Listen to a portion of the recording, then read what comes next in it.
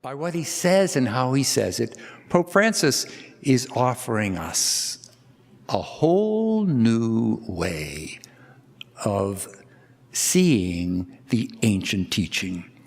He's the new evangelization in action, calling us to go out to people, to build bridges, not walls, to establish a dialogue with all people, even those who do not embrace our faith or do not embrace it in its fullness. And the very choice of the name Francis, in that choice we learn his priorities: the gospel, the poor, peace, creation. In his outreach to the weak, his visits to the slums, his embrace of refugees and migrants, we see his passion for the poor, the vulnerable.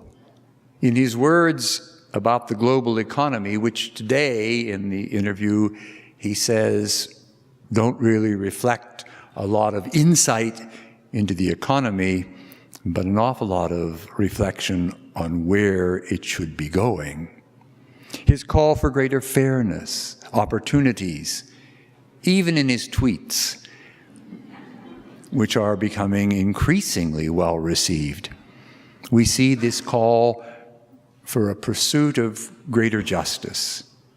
In his prayer for peace, we were all asked just recently to take an entire evening and pray for peace. And 150,000 people showed up at St. Peter's Square to join him. Wouldn't you like to be able to do that? How about if you come over to my house and we pray for peace? But it speaks to his way of touching people.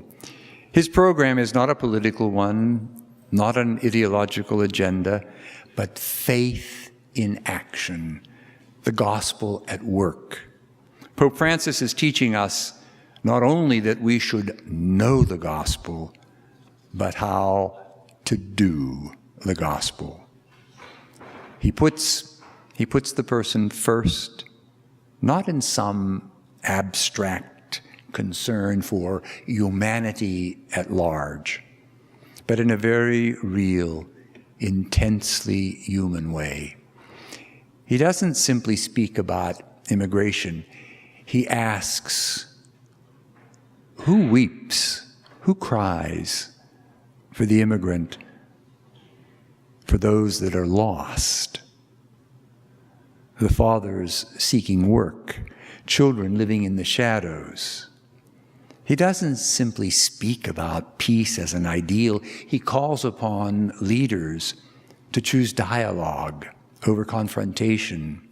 And he asks us to pray and fast for peace. His vision reflects over 100 years of clearly articulated Catholic social teaching and 20 centuries of gospel proclamation. And he sees the Church's defense of life, family, religious freedom, the poor, the needy, the immigrant, those who suffer, the homeless, all as part of one beautiful gospel message, not separate agendas. A vision of faith in Jesus Christ, hope for a better world, and love for the weak and and those who are vulnerable.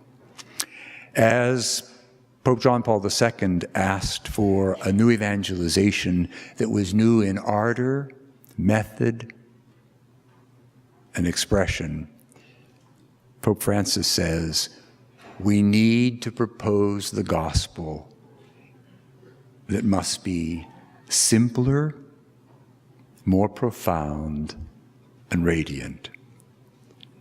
I think he's the model for the civility and service that a polarized and paralyzed Washington could learn from and follow.